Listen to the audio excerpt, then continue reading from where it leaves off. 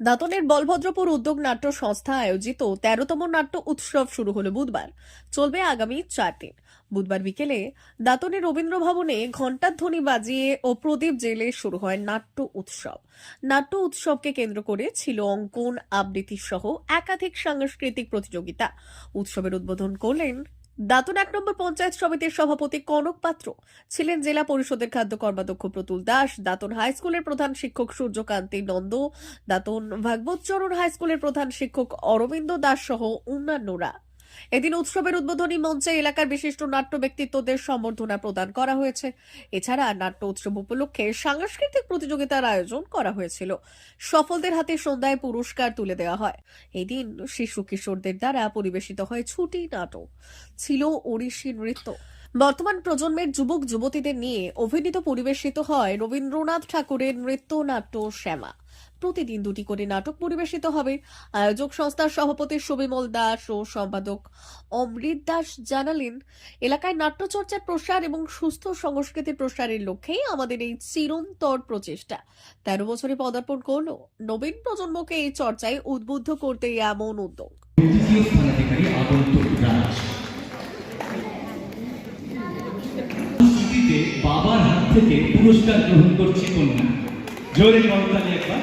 অসাধারণ একটি সুভাষচন্দ্র বসু এবং তৃতীয় সমৃদ্ধ একটু করতালি চালু থাক আর সামান্য ৫ মিনিট। মহাপাত্র, ধন্যবাদ। এরপরে সর্বসাধারণ বিভাগে জানাই দুজন আসেননি, তারা বলভদ্র উদ্যোগ নাট্য সংস্থা থেকে যোগাযোগ করে পুরস্কারগুলো সংরক্ষণ করবেন, সংগ্রহ করবেন। দ্বিতীয় মৌরিমা জানা এবং তাদের কাছে এই মুহূর্তটি ক্রিস জানা। দ্বিতীয় হবে ক্রিস জানা, প্রিয়ন সিংহ। আমার কাছে এই একই অঞ্চলে ক্রিস কনকপাত্র এবং বিশিষ্ট সাংবাদিক ও সঞ্চালক সর্বোচ্চ স্তরে আমরা হয়তো পৌঁছে যাচ্ছি বলে মনে করছি, কিন্তু ঠিক তারপরের দিকে তাকাই, একটা দেশ আর একটা দেশের রাষ্ট্রপতিকে নিয়ে বন্দী করছে। একটা দেশ জাতির নামে ধর্মের নামে একটা মানুষকে বিতাড়িত করছে। ধর্মীয় মৌলবাদের রক্তচক্ষু, জাতিগত বিদ্বেষ, দুর্বলের প্রতি সবলের নিপীড়ন সেই আদিমকাল থেকে এখনো কিন্তু আছে।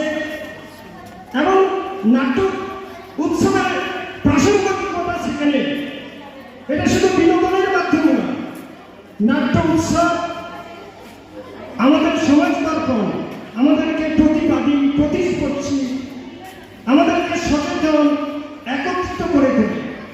তাই যে কারণে এই নাট্য উৎসব, নাটক থিয়েটার প্রচলন হয়েছে, যে সমাজের ভালো সমদিকগুলোকে মানুষের সামনে তুলে ধরা, যা প্রাত্যহিক জীবনে আমাদের ঘটে, যার কুশীলতা আমরা নিজেরাই, সেগুলো আমাদের আবার রঙ্গমঞ্চে নিয়ে এসে আমাদের আয়নার মতো নিজের আয়নায় মুখ দেখা। তাই আজকের দিনে দাঁড়িয়েও আমরা কোন জায়গায় দাঁড়িয়ে আছি, নাট্যোৎসবের দিনগুলিতে আমরা কিন্তু সেগুলো প্রত্যক্ষ করব। একটা স্তর আছে, স্তরে স্তরে আমরা বিষয়টাকে বারবার জানান দিচ্ছি।